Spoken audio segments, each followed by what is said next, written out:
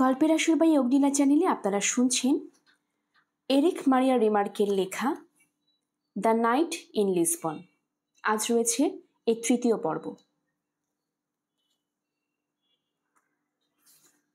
বাড়িতে কি এখনো সেই পুরনো মেয়েটাই আছে? লেনা? না, আমার ভাইয়ের দলের মেয়ে ছিল। চোখ রাখতো আমার উপর।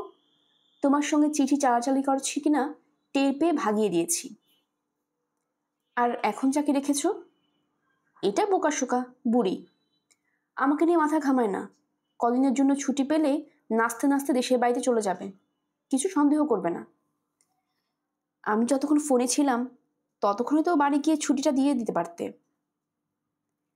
হাসলো হেলেন। তোমাকে চোখের আড়াল করতে চাইনি। আড়াল হলাম কোথায়? এখন বরং হতে হবে। ও যতক্ষণ বাড়িতে আছে আমি ওখানে যেতে পারবো না। অন্য কোথাও যাওয়া যায় না? কোথায়? তাও ঠিক, কোথায় যাব? হালকা গলায় বলল হেলেন। খুব মজা লাগছে বুঝলে। অল্প বয়সী প্রেমিক প্রেমিকের মতো লাগছে নিজেদেরকে। বাপ মায়ের ভয়ে চুপি চুপি দেখা করতে এসেছি, অথচ জায়গা খুঁজে পাচ্ছি না। কোথায় যাব? Castle park? সে তো রাত 8টায় বন্ধ হয়ে গেছে। মিউনিসিপ্যাল গার্ডেনের বেঞ্চিতে বসবো, কিংবা কোনো পেস্ট্রির দোকানে? না, দুটোই বিপজ্জনক। হালকা গলায় বললেও কথাগুলো গভীরতা বুঝতে অসুবিধে হলো না। সমস্যাই বটে। বললাম, ঠিকই বলেছ তুমি। আমাদের অবস্থা এখন অল্প বয়সী প্রেমিক প্রেমিকার মতো। ওকে ভালো করে দেখলাম।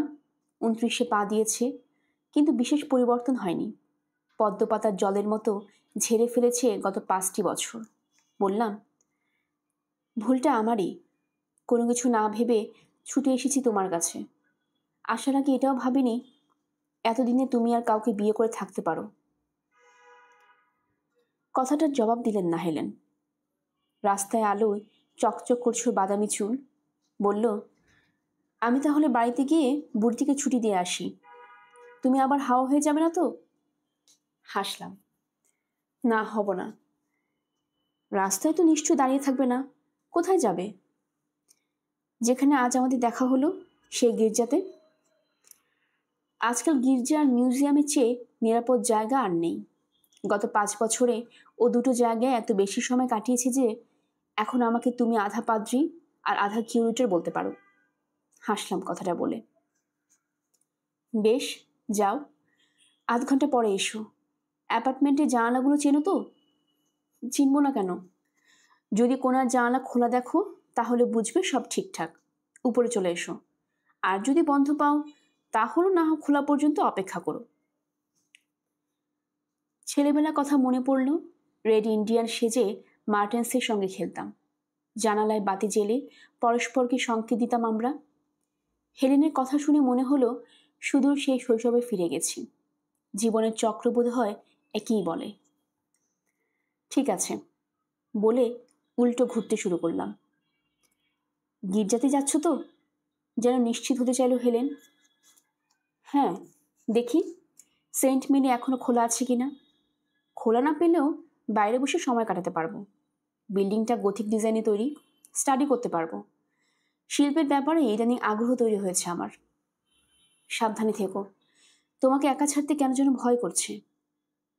ভয় কিছু নেই হেলেন, নিজের খেয়াল রাখতে জানি আমি। তবু স্বস্তি পাচ্ছি না। হেলেনের চেহারায় দ্বিধা। তুমি যদি ফিরে না আসো আমি কি করব? কিছুই করার থাকবে না তোমার। কাজেই মাথা ঘামিও না। আমি চেষ্টা করব তোমাকে জানিয়ে যেতে। ফোন নাম্বার এখনো আগেরটাই আছে তো? ওর হাত ধরলাম আমি। নরম গলায় বললাম, নিজেকে শক্ত করো হেলেন, সব ঠিক হয়ে যাবে। মাথা ঝাঁকালো। বলল, চলো সেন্ট মেরি পর্যন্ত এগিয়ে দিই তোমাকে। ঠিকমতো পৌঁছতে পারছো কিনা দেখতে চাই। নীরবে হাঁটলাম আমরা। গির্জাটা কাছেই, বেশি সময় লাগলো না পৌঁছতে। হেলেন আর কোনো কথা না বলেই ফিরে গেল। অন্ধকারে মিলিয়ে গেল ওর দেহ। দ্রুত হাঁটছে, একবারও পিছন ফিরে তাকালো না। গির্জার ফটকের সামনে গিয়ে দাঁড়ালাম। ডানে শহরের সিটি হল, ওটার সামনে বসানো কয়েকটা আবক্ষ মূর্তির গায়ে প্রতিফলিত হচ্ছে চাঁদের আলো। এই সিটি হলের সিঁড়ি থেকেই 1648 সালে ঘোষণা করা হয়েছিল ইউরোপে 30 বছরব্যাপী যুদ্ধের পরিসমাপ্তি। 1933 সালে জার্মান সাম্রাজ্যের সূচনার ঘোষণাও দেওয়া হয়েছে এখান থেকেই। এই সাম্রাজ্যের সমাপ্তি দেখার কি সৌভাগ্য হবে আমার? বোধ হয় না। সে সম্ভাবনা অত্যন্ত ক্ষীণ। গির্জার ভেতরে যেতে ইচ্ছে করছে না গা ঢাকা দিতেও। আর কত? গা ঢাকা না দিয়েও তো সতর্ক থাকা যেতে পারে। আসলে হেলেনের সঙ্গে দেখা হবার পর অদ্ভুত এক পরিবর্তন এসেছে আমার মনে। তারা খাওয়া পশুর মতো থাকতে চাইছে না আর। তাই পাশ ফিরে হাঁটতে শুরু করলাম। অন্যরকম একটা অনুভূতি খেলা করছে আমার হৃদয়ে। যে শহরকে একটু আগে ভেবেছিলাম বিপজ্জনক, চেনা হয়েও অচেনা, সেই শহর আমার কাছে প্রাণবন্ত হয়ে উঠল। বুঝলাম জীবনের স্বাভাবিক ধারা ফিরে পেয়েছি, তাই পৃথিবীও সুন্দর হয়ে উঠেছে। 5 বছরের অজ্ঞাতবাস, যাকে আগে স্রেফ জীবন বাঁচাবার নিরন্তর লড়াই ছাড়া আর কিছু ভাবিনি, এবার সফল হয়েছে। লড়তে লড়তে গড়ে উঠেছি আমি। এখন ফুটেছি রাতের ফুলের মতো, পাচ্ছি নতুন এক জীবনের সুঘ্রাণ। যেন জাদুবরে বাগানের সবচেয়ে অনাদৃত গাছটা কল্পনাতীত সুন্দর এক ফুল মেলে ধরেছে। নদীর ধারে পৌঁছলাম, উঠে পড়লাম ব্রিজে। রেলিংয়ের উপর দিয়ে ঝুঁকে তাকালাম পানির দিকে। আমার বামে পুরনো আমলের একটা টাওয়ার, এখন সেখানে লন্ড্রি দেওয়া হয়েছে। ভিতরে আলো জ্বলছে। জানালা দিয়ে দেখতে পাচ্ছিলাম কয়েকটা মেয়ে কাপড় ধোয়ায় ব্যস্ত। নদীর পানিতে সেই আলোর তরঙ্গ নাচছে। আকাশের দিকে প্রহরীর মতো মাথা তুলে দাঁড়িয়ে আছে কিছু বাতাবি লেবুর গাছ। ডানে আবছাভাবে চোখে পড়ছে ক্যাথেড্রালের অবয়ব। চুপচাপ দাঁড়িয়ে থাকলাম, উপভোগ করছি পরিবেশটা, কোনো ধরনের উদ্বেগ ছাড়া। পানির ছলাচ্ছল আর লন্ড্রি থেকে ভেসে আসা মেয়েদের খিলখিলে হাসি ছাড়া আর কিছুই শুনছি না। কি বলা বলি করছে ওরা, কে জানে? জানার প্রয়োজনও বোধ করছি না। হাসি খুশি মানুষের কণ্ঠ শুনতে পাচ্ছি, তাই যথেষ্ট। কথা শুনতে না পেলে বরং ভালো। কথা মানেই মিথ্যা, প্রবঞ্চনা, বিশ্বাসঘাতকতা কিংবা বোকামি। নিখুঁত সঙ্গীতের মতো এই পরিবেশের সুর কেটে যাবে তাতে। নিঃশ্বাসে যেন নদীর স্রোতের ছন্দ লেগেছিল। মনে হচ্ছিল ব্রিজটার অংশ হয়ে গেছি আমি। আমার মাঝ দিয়ে বয়ে চলেছে শীতল জলধারা, যেন সেটাই স্বাভাবিক। বাস্তবের রূঢ়তা ভুলে গিয়ে তখন মিশে গিয়েছিলাম প্রকৃতির সঙ্গে। কিছু ভাবছিলাম না, আমার ভাবনাগুলো হারিয়ে গিয়েছিল নিঃশ্বাস আর নদীর স্রোতের মাঝে। হঠাৎ একটা আবছা আলো নড়ে উঠল গাছের সারির পিছনে। চোখের কোণে ধরা পড়ল সেটা। কেউ হেঁটে যাচ্ছে। লন্ড্রির মেয়েগুলো কণ্ঠ শুনতে পেলাম আবার। কিছুক্ষণ শুনিনি ওদের গলা। নাকে লাগলো বাতাসে ভেসে আসা বাতাবি লেবুর গন্ধ। একটু পরেই অদৃশ্য হলো চলন্ত আলোটা। একই সঙ্গে নিভে গেল জানালার আলো। নদীর বুকে যেন নেমে এলো কালো একটা চাদর। খানিক পরেই সেই চাদরের উপর নকশা খুলে বসল চাঁদের আলো। বাতি কৃত্রিম হলদে আলোর চেয়ে এই আলো অনেক বেশি মোলায়েম, সুন্দর। দেখে নতুন আশা খুঁজে পেলাম। হয়তো আধার কেটে আমার জীবনের চাঁদের আলো ফিরতে চলেছে। আশা করতে ক্ষতি কি? ব্রিজ থেকে নেমে এলাম। এখনো 8 ঘন্টা হয়নি। ঠিক করলাম হাঁটাহাঁটি করে কাটিয়ে দিব বাকি সময়। রাত যত বাড়ছে বাতাবি লেবুর গন্ধ তত ভারী হচ্ছে। আশপাশে সব বাড়িঘরের ছাদ যেন রূপা দিয়ে মুড়ে দিচ্ছে চাঁদ। মোহনীয় পরিবেশ। মনে হলো পুরো শহর আমার পিছনে লেগেছে, প্রমাণ করে ছাড়বে অনেক এক ত্রাসের দেয়াল গড়ে জীবন থেকে নিজেকে দূরে সরে রেখেছিলাম আমি।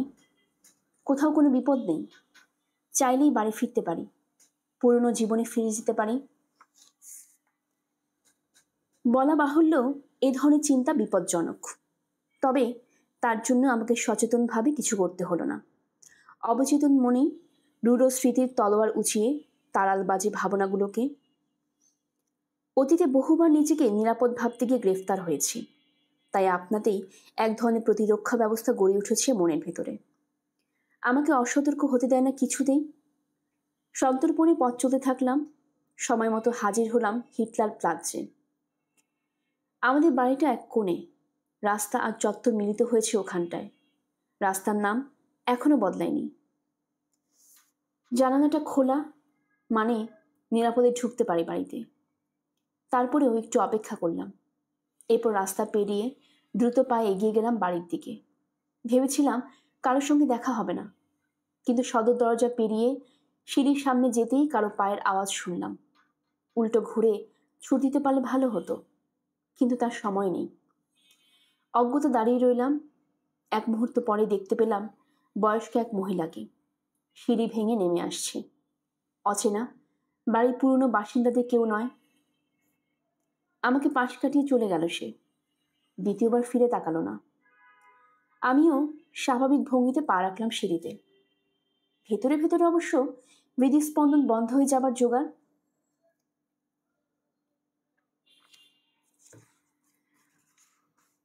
অ্যাপার্টমেন্টের দরজা সামান্য ফাঁকা করে রেখেছে হেলেন। পাল্লা ছেড়ে ঢুকে পড়লাম ভেতরে।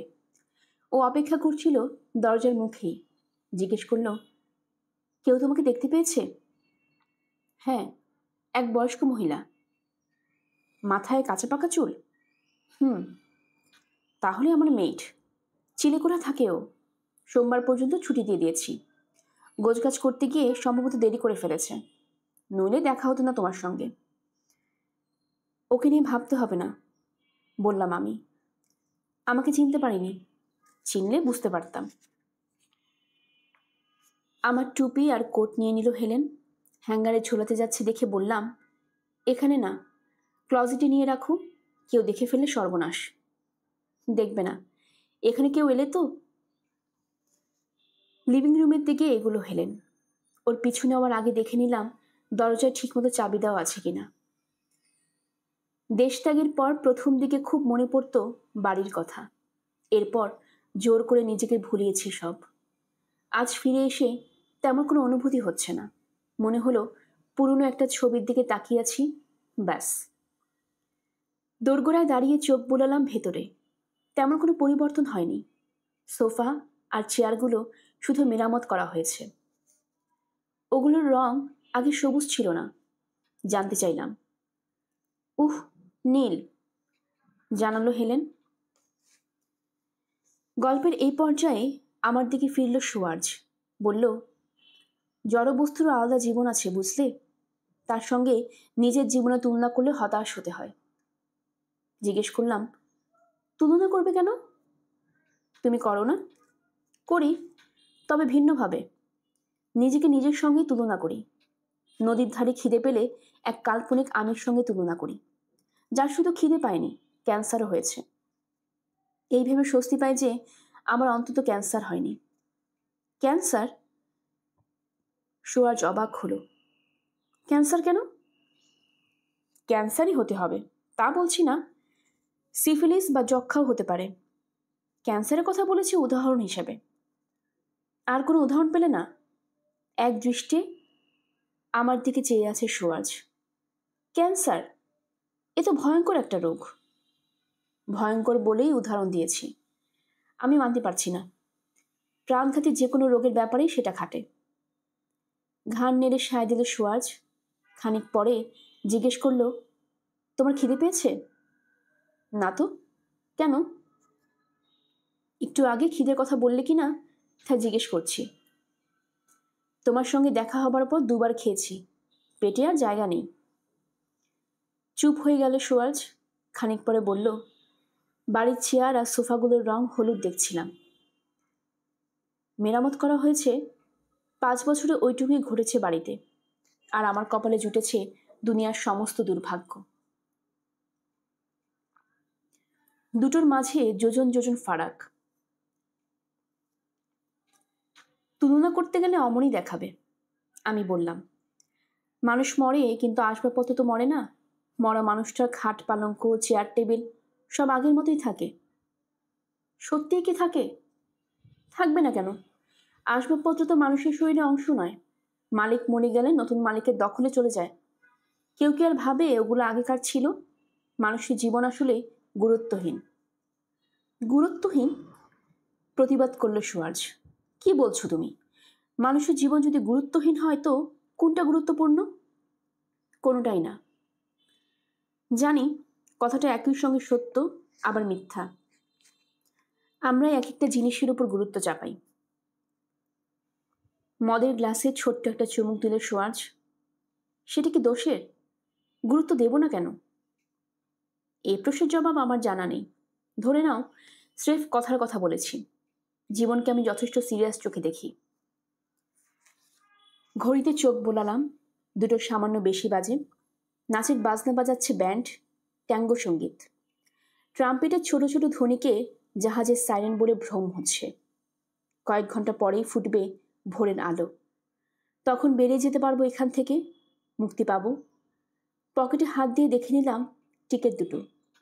আছে দেখে আশ্বস্ত হলাম। কেন যেন মনে হচ্ছিল থাকবে না। অচেনা সঙ্গীত, মদ, পর্দা দেওয়া ঘর এবং সুয়ার্জের কণ্ঠস্বর মিলে পরিবেশটা অপার্থিব লাগছে। দোরগোড়ায় স্থির হয়ে দাঁড়িয়েছিলাম। গল্প আবার শুরু করলো সুয়ার্জ। তা দেখে হেলেন জিজ্ঞেস করলো, কি ব্যাপার, আসছো না কেন? বাড়িটা কি এতই বদলে গেছে? মাথা নেড়ে কয়েক কদম এগোলাম। কেমন যেন অদ্ভুত লাগছে। মনে হলো কামরার সব কিছু হাতছানি দিয়ে ডাকছে আমাকে, যদিও আমি আর ওদের নই। কে জানে, হয়তো হেলেনেরও নই। তাড়াতাড়ি বললাম, সব আগের মতো আছে হেলেন, একদম আগের মতো। ভুল, কিছুই আগের মতো নেই। কেন ফিরে এসেছো তুমি? সব আগের মতো পাবে ভেবে? না, জানি সেটা হবার নয়, কিন্তু এখানে কি থাকতাম না আমরা? অন্তত সেই স্মৃতিগুলো তো হারাবার নয়। স্মৃতি? ভাবছো স্মৃতিচরণ করলেই সব ঠিক হয়ে যাবে? আমার জন্য বলছি না, তোমার জন্য বলছি। তুমি তো এখানেই ছিলে আমার স্মৃতি নিয়ে। রাগ ফুটল হেলেনের চোখে। এ কথা আগে ভাবতে পারোনি? আগে? কি বলছো ঠিক বুঝতে পারছি না। প্রথম সুযোগই ফিরে এসেছি আমি, এর আগে ফেরা সম্ভব ছিল না। আমি সেটা বলছিলাম না, বলছি আমাকে ফেলে যাবার আগের কথা। ওর কথা বুঝতে পারছিলাম না। জিজ্ঞেস করলাম, কি বলতে চাও সেটা সরাসরি বলো তো। যাওয়ার আগে কি করেছি আমি? সঙ্গে সঙ্গে জবাব দিল না হেলেন। খানিক পর ফুঁসে উঠে বলল, আমাকে সঙ্গে যেতে বলনি কেন?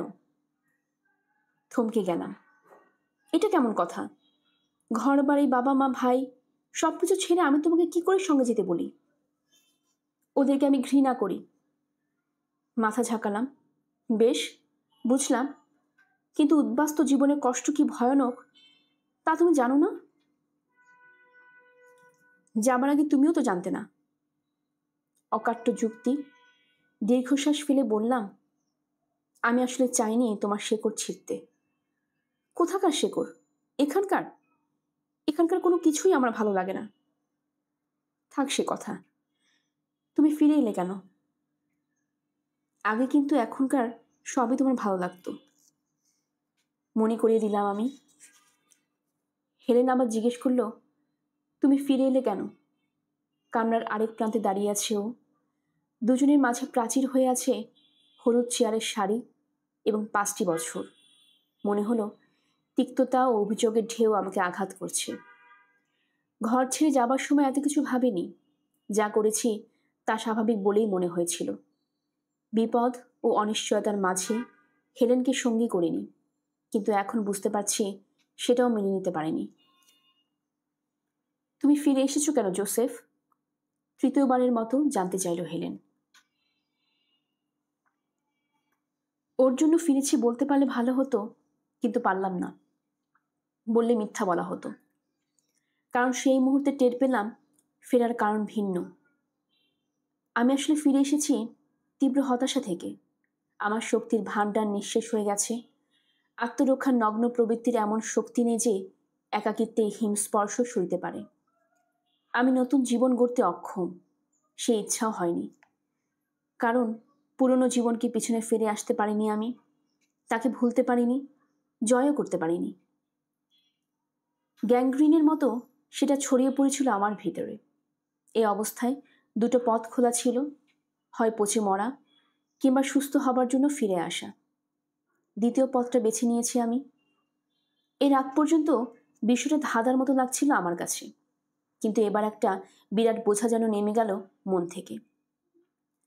দূর হলো লজ্জা ও পীড়া। এখন জানি আমি কেন ফিরে এসেছি। 5 বছর নির্বাসন শেষে আমার পুঁজি হলো তীক্ষ্ণ ইন্দ্রিয়, বেঁচে থাকার আকুলতা এবং তাড়া খাওয়া পশুর মতো অভিজ্ঞতা। প্রায় সব বিচারেই আমি দেউলিয়া। বিভিন্ন সীমান্তে নোম্যান্স ল্যান্ডে অগণিত রাত্রিবাস, এক মুঠো খাবার, এক মুঠো ঘুমের নিশ্চয়তার জন্য 5 বছর নিরবিচ্ছিন্ন একঘেয়ে সংগ্রাম এবং ইঁদুরের মতো নিরবধ গর্তের সন্ধানে ছোটাছুটি। অ্যাপার্টমেন্টে দাঁড়িয়ে সেসব অর্থহীন মনে হলো। হতে পারে দেউলিয়া, কিন্তু কারো কাছে আমার কোনো ঋণ নেই। আমি মুক্ত। একে ফিরে আসা বলে না, এটা আসলে পুনর্জন্ম।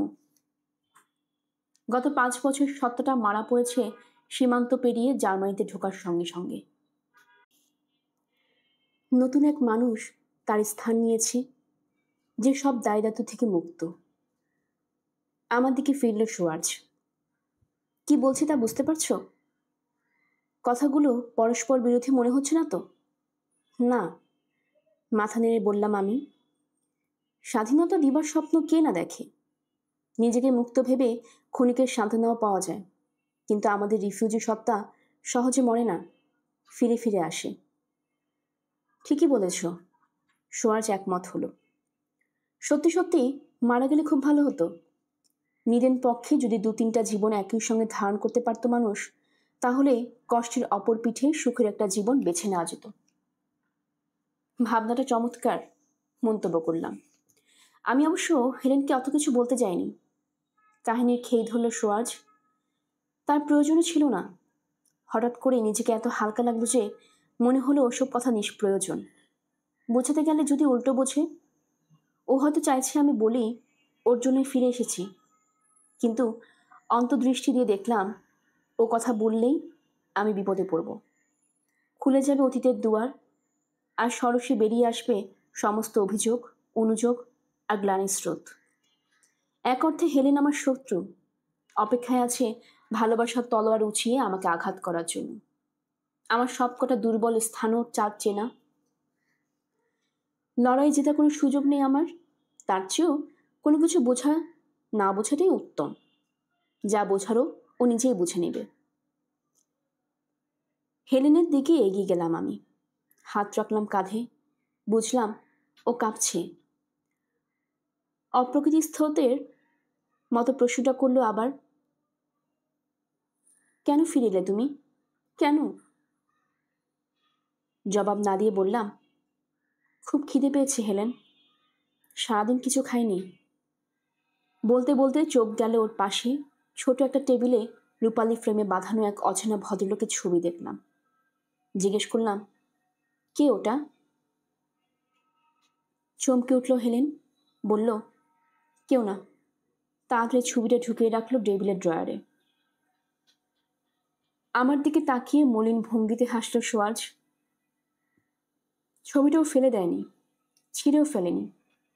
অক্ষত অবস্থায় রেখে দিয়েছিল ড্রয়ারে, যাতে পরে ইচ্ছে করলেই আবার আগের জায়গায় তুলে রাখতে পারে। এই কাণ্ড 5 বছর আগে করলে করতো রাগ করতাম, কিন্তু সেদিন করতে পারলাম না। বরং আমাকে সম্মান দেখিয়ে ছবিটা যে সরিয়ে রাখলো তাতেই খুশি হয়েছিলাম। আমার জন্য ওইটুকুই অনেক। ওর প্রতি অন্যায় করেছি গত 5টি বছর। এরপর কোন অধিকারে রাগ করব? প্রশ্নই বা করব কোন অধিকারে? আমি শুধু হাসলাম। তা দেখে ও একটু হকচকিয়ে গেল। পরক্ষণে হেসে ফেলল নিজেও। একটা প্রশ্ন করি, বললাম আমি। তুমি কি আমাকে ডিভোর্স করেছো? মাথা নাড়ল হেলেন। না, করিনি। তবে সেটা তোমার কথা ভেবে নয়, পরিবারের বিরোধিতা করতে। ওরা খুব চাপাচাপি করছিল ডিভোর্সের জন্য। ওদের কথা মানতে চাইনি আমি। সে রাতে ঠিকমতো ঘুম হলো না, বলে চলেছে সুয়ার্জ। বেশ ক্লান্ত ছিলাম, অথচ নিদ্রা দেবীর দেখা পেলাম না। ক্রমে গভীর হলো রাত, খুটখাট শব্দ হলে চমকে উঠছি। তন্দ্রায় চোখ একটু বুঝে এলেই দুঃস্বপ্ন দেখি, পুলিশ তাড়া করছে আমাকে। পালাবার জন্য প্রাণপণে দৌড়াচ্ছি, ছটফট করে জেগে ওঠে সঙ্গে সঙ্গে। আমার নড়াচড়ায় হেলেনে ঘুম ভেঙে গেল। অন্ধকারে শুনতে পেলাম ওর গলা। ঘুম আসছে না? না, জবাব দিলাম। ঘুমাতে পারবো বলে আশাও করিনি। বাতি জ্বালিয়ে দিল, ঘরের ভেতর থেকে দূর হয়ে গেল ছায়া। কিছু মনে করো না, চোখ বুঝলেই আজে বাজে স্বপ্ন দেখি। এভাবে ঘুমানো সম্ভব না।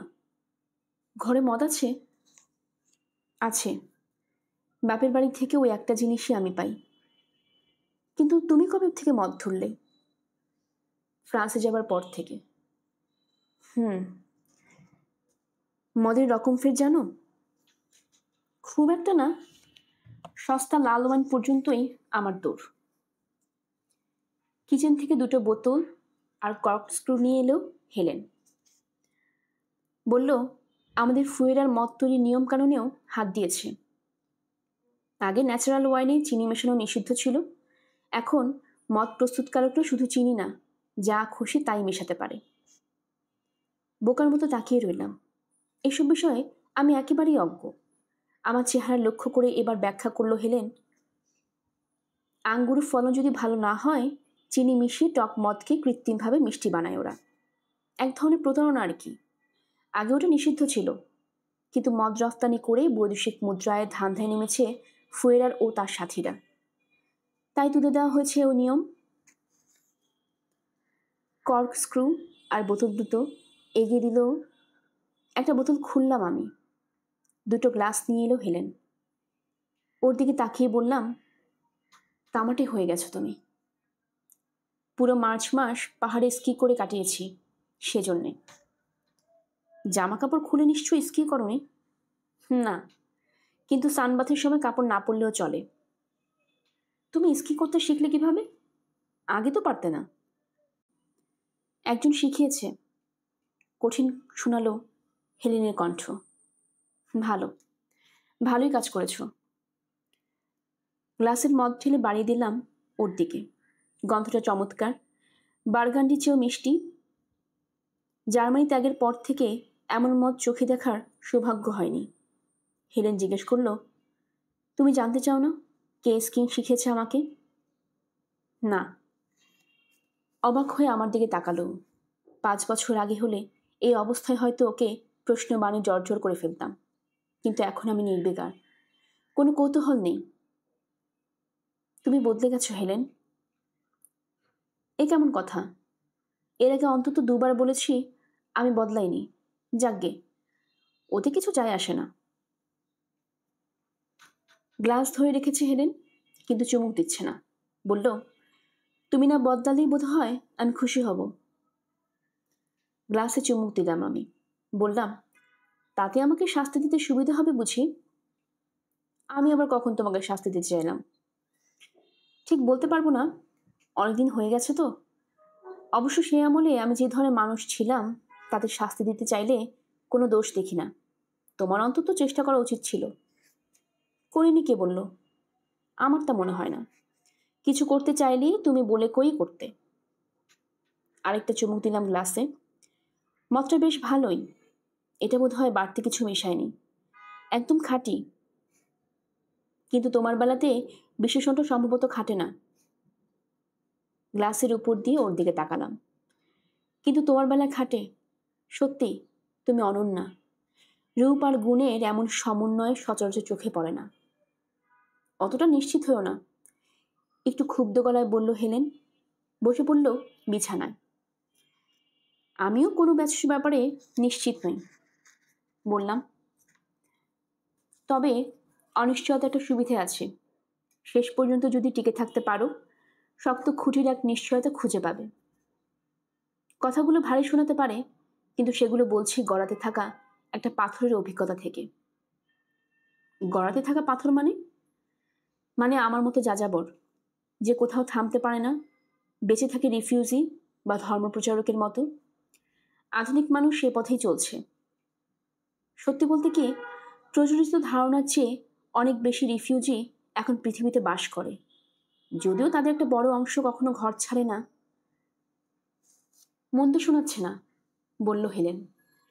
পুঁজিবাদী সমাজে নিত্যদিনের জালে জড়িয়ে থাকার চেয়ে যাযাবর হওয়া ভালো। মাথা ঝাঁকালাম। অন্যভাবে বললে কিন্তু ব্যাপারটা অত আকর্ষণীয় শোনাবে না। সৌভাগ্যক্রমে মানুষের কল্পনার শক্তি খুব দুর্বল, নইলে এত লোক স্বেচ্ছায় যুদ্ধে নাম লেখাতো না। তিলে তিলে মরার চেয়ে একেবারে মরে যাওয়া ভালো না? গ্লাসে চুমুক দিল হেলেন। ওকে ভালো করে দেখলাম। বাস্তবতা নিরিখেই বয়স খুব কম, অভিজ্ঞতাও তাই অমন উদ্ধত, একটু বোকাও। দুনিয়ার কিছুই জানে না, তাই ভাবছে পুঁজিবাদ দেশে সীমানার ভেতরে আবদ্ধ, দেশ ছাড়লে মুক্তি পাওয়া যাবে। কিন্তু জিনিসটা যে ছড়িয়ে পড়েছে সবখানে, সেটা জানা নেই ওর। তুমি কি পুরনো জীবনে ফিরে যেতে চাও? জিজ্ঞেস করল। মনে হয় না সেটা সম্ভব। ইচ্ছের বিরুদ্ধে আমাকে বিশ্ব নাগরিক বানিয়েছে আমার দেশ। এখন আর ফিরে আসা সম্ভব নয় আমার পক্ষে। বিশেষ কোনো মানুষের কাছেও না? না। পৃথিবীর কথাই ধরো, কখনো সূর্যের অংশ ছিল গ্রহটা, কিন্তু কখন বিচ্ছিন্ন হয়ে গিয়ে চারপাশে ঘুরে মরছে। চাইলেও কি ফিরতে পারবে? না, তা হবার নয়। অমন চেষ্টা করে লাভ নেই, দুঃখ বাড়বে। তার জন্য ঈশ্বরকে ধন্যবাদ জানাতে হয়, বাঁকা সুরে বলল হেলেন। খালি গ্লাসটা আমার দিকে বাড়িয়ে ধরল। ওটা ফের ভরে দিলাম আমি। ও জানতে চাইল, কখনো ফিরতে চাওনি? সবসময় চেয়েছি। এতক্ষণ যা বলেছি তা স্রেফ থিওরি। আমি নিজে ওসব মেনে চলতে পারি না। হেলেন হেসে বলল, কি যে বলছো তা তুমিই জানো না। অর্থহীন কথাবার্তা। ঠিক বলেছ। অন্য একটা ব্যাপার লুকানোর জন্য আজে বাজে বকছি। কি সেটা? এমন কিছু যা মুখে বলা যায় না, যা শুধু রাতে ঘটে। ভ্রু নাচালো হেলেন। জবাব না দিয়ে চুপ করে বসে রইলাম। এতক্ষণ একটা ঘোরের মধ্যে ছিলাম, হঠাৎ যেন সেটা কেটে গেছে। আকাশ থেকে নেমে এসেছি ধরায়। কি নামে চলছো এখন? Joseph Schwarz. ও একটু চিন্তা করে বলল, তাহলে আমি মিসেস শোয়ার্জ? মুচকি হাসতে বাধ্য হলাম। না হেলেন, ওটা শুধুই আমারটা নাম। নামের আসল মালিক এখন কবরে। তার আত্মা ধারণ করে আমি এখন ঘুরে বেড়াচ্ছি পৃথিবীর বুকে। অচেনা একজন মানুষ, আর কিছু না। তুমি তাকে চিনতে না? ওটাকে চেনা বলে না, সামান্য পরিচয় ছিল। ওর নাম নিয়ে নিলে তাতে নিজের মধ্যে কোনো পরিবর্তন এসেছে? অবশ্যই। নামের সঙ্গে একটা পাসপোর্ট পেয়েছি যে। কিন্তু পাসপোর্টটা তো ভুয়া। শব্দ করে হেসে উঠলাম। অবান্তর প্রশ্ন। কে পরীক্ষা করছে তার উপর নির্ভর করছে পাসপোর্টের যথার্থতা। বললাম, বিষয়টা নিয়ে একটা দার্শনিক বিতর্ক দাঁড় করানো যেতে পারে। শুরুটা হবে নামের সংজ্ঞা দিয়ে। কি ওটা? পরিচিতি চিহ্ন নাকি দুর্ঘটনার? নাম নামই, বিরক্ত গলায় বলল হেলেন। আমি আমার নামকে বাঁচিয়ে রাখতে চাই। বিয়ের পর এক দফা বদলাতে হয়েছিল তোমার কারণে। এখন আবার শুনছি তুমি আরেকটা নাম জোগাড় করেছ। উফ, জোগাড় না, উপহার পেয়েছি হেলেন। এ আমার জন্য পৃথিবীর সবচেয়ে মূল্যবান উপহার। নামটা ধারণ করতে পেরে আমি আনন্দিত। কারণ শুধু নাম নয়, নামের সঙ্গে আমি পেয়েছি দয়া, মানবতা। চরম হতাশার মাঝেও নামটা আমাকে মনে করিয়ে দেয় পৃথিবী এখনো আবেগশূন্য হয়ে যায়নি। তোমার নিজের নামের কথা ভাবো, কি জড়িয়ে আছে ওতে। প্রুশিয়ান যোদ্ধা আর শিকারীদের একটা পরিবার, যাদের মনোভাব শেয়াল, নেকড়ে আর ময়ূরের মতো। সেই নাম আমি অনেক আগেই পরিত্যাগ করেছি জোসেফ। পায়ে স্লিপার নাচালো হেলেন। তোমার পুরনো নামে শেষাংশ আজও জড়িয়ে আছে আমার নামের সঙ্গে। মদের দ্বিতীয় বোতলটা ছিপে খুললাম। বললাম, শুনেছি ইন্দোনেশিয়ার নাম পাল্টানোর রীতি আছে। বর্তমান জীবনের উপর বীতশ্রদ্ধ হয়ে পড়লে নাম বদলে ফেলতে পারো। নতুন জীবন শুরু করতে পারো নতুন নাম দিয়ে। আইডিয়াটা ভালো। তুমি কি নতুন জীবন শুরু করেছো? আজ করলাম। পা থেকে স্লিপারটা মেঝেতে ফেলে দিল হেলেন। পুরনো জীবনে কোনো কিছুই কি মানুষ নতুন জীবন নিয়ে যায় না? নেয়। পুরনো জীবনের প্রতিধ্বনি, স্মৃতি, সেটাই প্রতিধ্বনি। যে স্মৃতির কারণে লজ্জিত বা আহত হবার কোনো সম্ভাবনা নেই। সিনেমা দেখার মতো। মনে হলো হেলেন ফুঁসছে, যে কোনো মুহূর্তে হাতের গ্লাসটা ছুঁড়ে মারবে আমার মুখে। ওটায় দ্বিতীয় বোতল থেকে একটু মদ ঢেলে দিলাম আমি। প্রসঙ্গ বদলাবার জন্য জিজ্ঞেস করলাম, কি মদ এটা? স্লস রাইনহার্ডসেনার, বলল হেলেন। রাইনের নাম করা মদ, পুরোপুরি খাঁটি, তোমার মতো নয়। তার মানে বস্তুহারা নয়? উফ, আমি তুলনা করছি গিরগিটির সঙ্গে, যে ক্ষণে ক্ষণে রং বদলায়, এড়িয়ে চলে দায়িত্ব। হায় ঈশ্বর, তুমি দেখি পূর্জোয়াদের ভাষা কথা বলছো। একটু আগেই না পুঁজিবাদী সমাজ থেকে মুক্তি চাইলে। তুমি আমাকে বাধ্য করছো এসব বলতে, রাগী গলায় বলল হেলেন। কি নিয়ে কথা বলছি আমরা? কেনই বা বলছি? কিসের এত কথা? এতদিন পর দেখা, হয় পরস্পরকে ভালোবাসবো, নয়তো মুখ ফিরিয়ে নেব ঘৃণায়। তাই তো হওয়া উচিত। সেটাই কি করছি না? আবার কথা? কোথায় শিখেছো এত কথা? এভাবে বসে বসে কথা কপছে কি লাভ? লাভ ক্ষতির হিসেব আমার জানা নেই হেলেন। হিসেব না করে এত কথা বলো? কাকে শোনাও এত কথা? কাউকেই না। আমার কোনো সঙ্গী সাথী নেই, হয়তো সে কারণে এতদিন পর কাউকে পেয়ে বানের জলের মতো উপচে পড়ছে সব। সত্যি বলতে কি, আমার নিজেরও অবাক লাগছে তাতে। সত্যি সত্যি, নির্জলা সত্যি হেলেন। তুমি এখনো বোঝোনি? আরো সহজ করে বলতে পারো না? আমি মাথা নাড়লাম। কেন পারো না? সরাসরি উত্তর দিতে ভয় হয়, হয়তো সেটার ভিন্ন অর্থ করা হবে। দুনিয়া সেটাই ঘটে, তুমি মানো কিংবা না মানো। ভয় হয় অজানা কোনো বিপদ গুড়ি মেরে এগিয়ে আসছে আমার দিকে।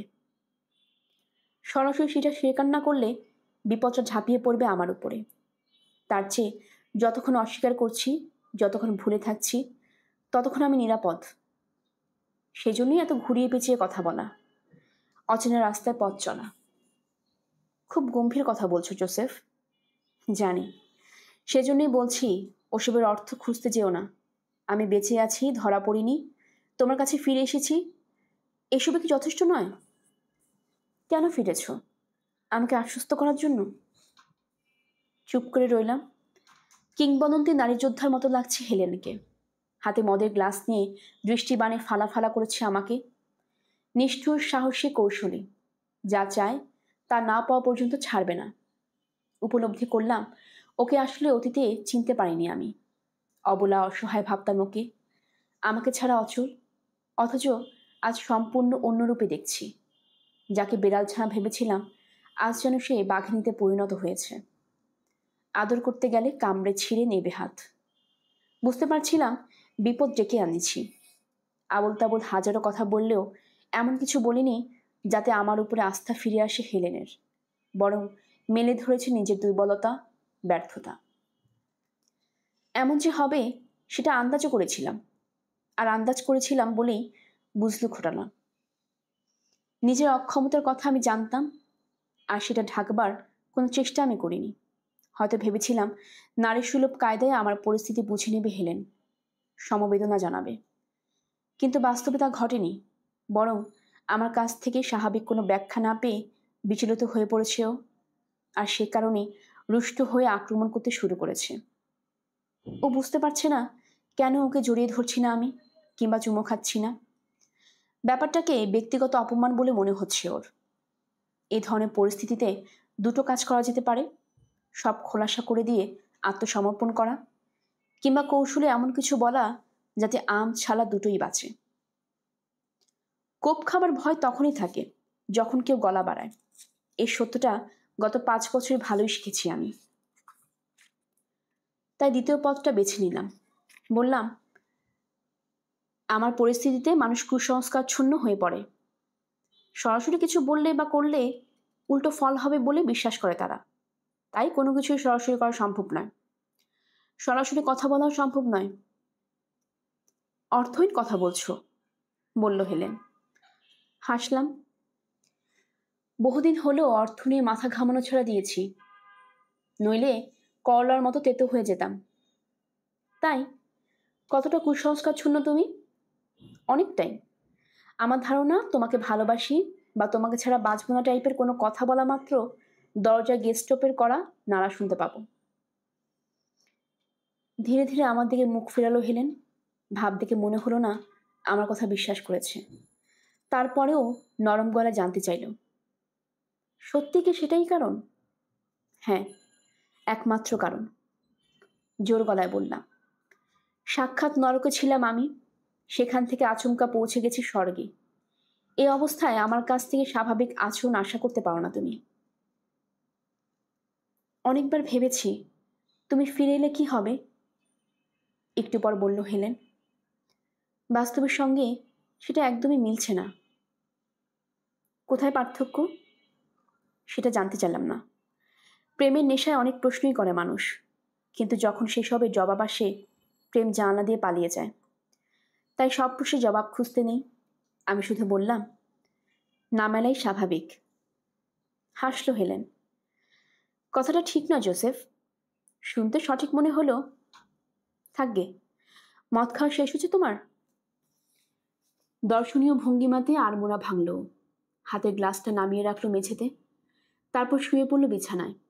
নিরুদ্বেগ, স্বচ্ছন্দ ভঙ্গি। তামাটে গায়ের রং আর অপূর্ব দেহষষ্ঠ মিলিয়ে অতুলনীয়। নিজেকে সামলাতে কষ্ট হচ্ছে আমার। জানতে চাইলাম, কখন চলে যেতে হবে আমাকে? আগামীকাল আমার মেয়েট ফিরছে না। পরশু? মাথা ঝাঁকালো হেলেন। বলল, পুরো উইকেন্ডের জন্য ছুটি দিয়েছি ওকে। আজ শনিবার, তার মানে সোমবারের আগে ফিরছে না। ছুটিয়ে প্রেম করবে 2 দিন। ওই বুড়ি? বিস্মিত হলাম। এক পুলিশের সঙ্গে ওর পরকীয়া চলছে। লোকটা বিবাহিত। কত পদের যে মানুষ আছে দুনিয়ায়, মন্তব্য করলাম। আর ঠিক তখনই বাড়ি থেকে ভেসে এলো সমবেত গান আর কুচকাওয়াজের শব্দ। জানতে চাইলাম, কিসের আওয়াজ? হিটলার ইউথের সৈনিকদের। সারাক্ষণই চলছে এসব। উঠে গিয়ে পর্দার ফাঁক দিয়ে উকি দিলাম। যুবদলের একটা মিছিল মার্চ করে চলেছে। বললাম, তুমি বাপের বাড়ির আর সবার মতো হলে না কেন হেলেন?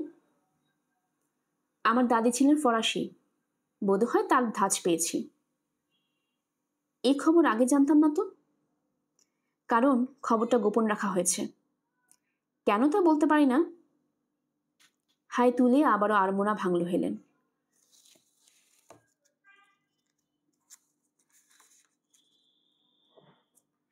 কোনো সংকোচ নেই, যেন দুজন একসঙ্গে বাস করছি বহুদিন থেকে। বিপদের কোনো ভয় নেই। বিপদ নিয়ে অবশ্য কোনো কথাও হয়নি আমাদের মাঝে। আমার নির্বাসিত জীবনের বিষয়ে একটা প্রশ্নও করেনিও। বুঝতে পারিনি ও আমার ভেতরটা দেখে ফেলেছে, একটা সিদ্ধান্ত নিয়ে ফেলেছে। আর একটু ঘুমিয়ে নাও, ও বলল। তখন রাত 1টা। আমি শুয়ে পড়লাম। বললাম, একটা বাতি জ্বালিয়ে রাখলে কেমন হয়? আলো থাকলে বরং স্বস্তিতে ঘুমাতে পারবো। জার্মানি অন্ধকারে এখনো অভ্যস্ত হতে পারেনি। দরকার হলে সবগুলো জ্বালিয়ে রাখো জোসেফ। পাশাপাশি শুলাম দুজনে। এখন আর ঠিক মতো মনে করতে পারি না কত রাত এভাবে শুয়েছি আমরা। সেই স্মৃতি আজ ধূসর, বিবর্ণ। হেলেন এখন আমার পাশে আছে বটে, কিন্তু ভিন্নভাবে। একে অন্তরঙ্গতা বলা কঠিন। পাশাপাশি শুয়েও আজ আমাদের মাঝে অনেক দূরত্ব। তারপরেও প্রিয়জনের সান্নিধ্যে ভিন্ন এক শান্তি অনুভব করছি। ঘুম এলো না। চুপ করে তাকিয়ে রইলাম ওর দিকে। একসময় জড়িয়ে ধরলাম হাত বাড়িয়ে। ও বাধা দিল না, চোখ খুললও না। ফিসফিস করে শুধু জিজ্ঞেস করলো, ফ্রান্সে কত মেয়ের সঙ্গে রাত কাটিয়েছ তুমি? সাধনই আমি। মিথ্যে বলার প্রয়োজনও দেখলাম না। জবাব দিলাম, প্রয়োজনের চেয়ে বেশি নয় হেলেন।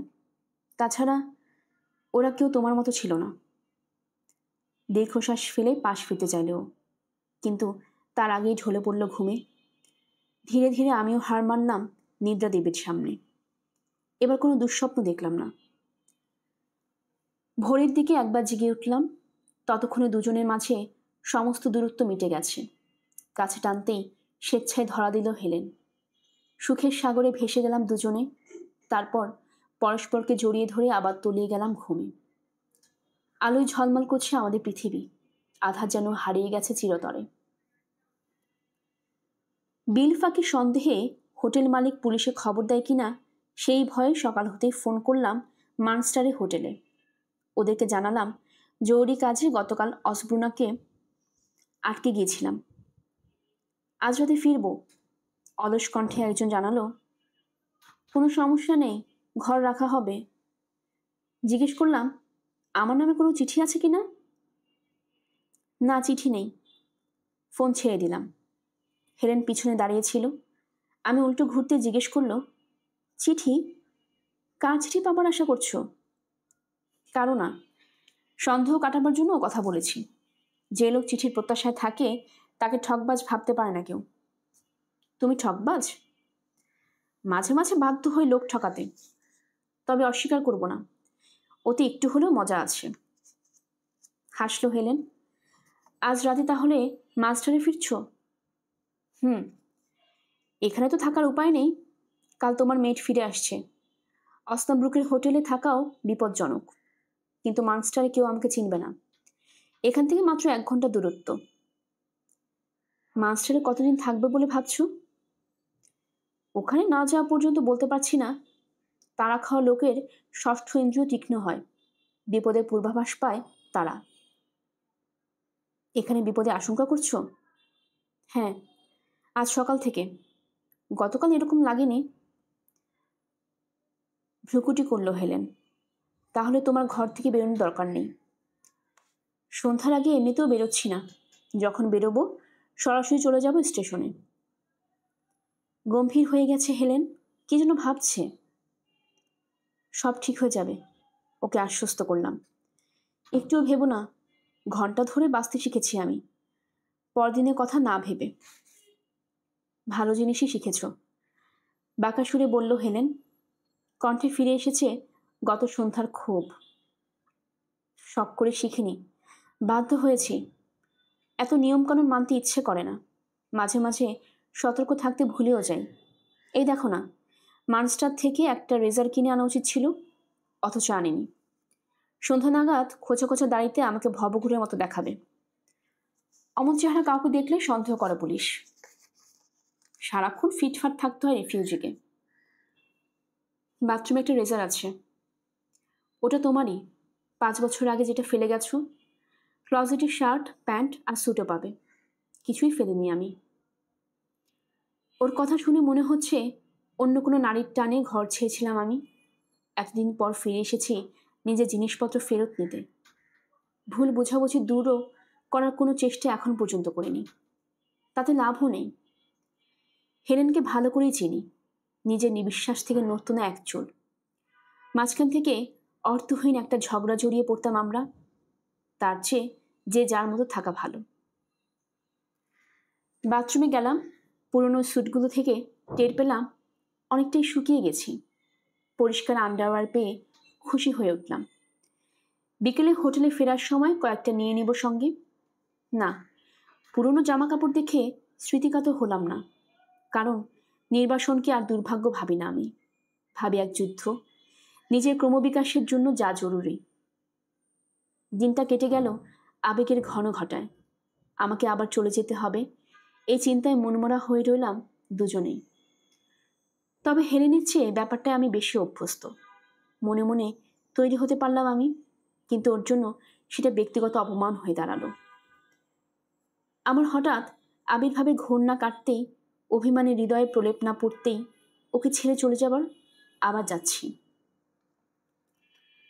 হাহাকার গুমড়ে মরছে দুজনেরই মাঝে, যেন এক রাতে জোয়ার শেষে আবার শুকিয়ে গেছে নদী, ফেলে গেছে খড়কুটোর পাহাড়। পরস্পরের সাহচর্য ভুলে গেছি আমরা। চিন্তা ভাবনার জন্য একটু একা হতে চাইলাম, কিন্তু মনে পড়ল তাতে হেলেন বঞ্চিত হবে শেষ সময়ে আমার সঙ্গ পাওয়া থেকে। ইচ্ছেটা পরিত্যাগ করলাম তাই। আগেকার দিনে নানা ধরনের দার্শনিক চিন্তা করতাম আমি। ভাবতাম আয়ু মাত্র 1 মাস হলে কি করব? কিছু স্থির করতে পারতাম না, অথবা এমন কিছু স্থির করতাম যা কাজে পরিণত করা অসম্ভব। এখন ঠিক সেই অবস্থা চলছে। দিনটাকে সানন্দে আলিঙ্গন না করে, হেলেনকে দেহের সব তন্তু দিয়ে অনুভব না করে শুধু ভেসে বেড়ালাম। ওরও একই দশা। বুক ফেটে যাবে, অথচ কিছু বলতে পারছে না। কেউ কাউকে ছোঁয়ার সাহস করছি না, যেন আমরা দুটো কাচের মূর্তি, ছুলেই চুরচুর করে ভেঙে পড়ব। সূর্য যখন পশ্চিমে হেলে পড়ল, নামতে শুরু করলো অন্ধকার, তখন দুজনেরই নিঃশ্বাস বন্ধ হয়ে আসছে আশু বিচ্ছেদের যাতনায়। সন্ধ্যা 7টায় কলিং বেল বেজে উঠল। চমকে উঠলাম। পুলিশ এলো নাকি? চাপা কণ্ঠে জিজ্ঞেস করলাম, কে হতে পারে? গল্পের আসর বাই অগ্নিলা চ্যানেলে আপনারা শুনছিলেন এরিক মারিয়া রেমার্কের লেখা দ্য নাইট ইন লিসবন। আসছিল এর 3য় পর্ব। আমাদের গল্প পাঠ আপনাদের কাছে ভালো লেগে থাকলে কাইন্ডলি সাবস্ক্রাইব করবেন, নতুনদের জানিয়ে দেবেন। সবাই ভালো থাকবেন। ধন্যবাদ।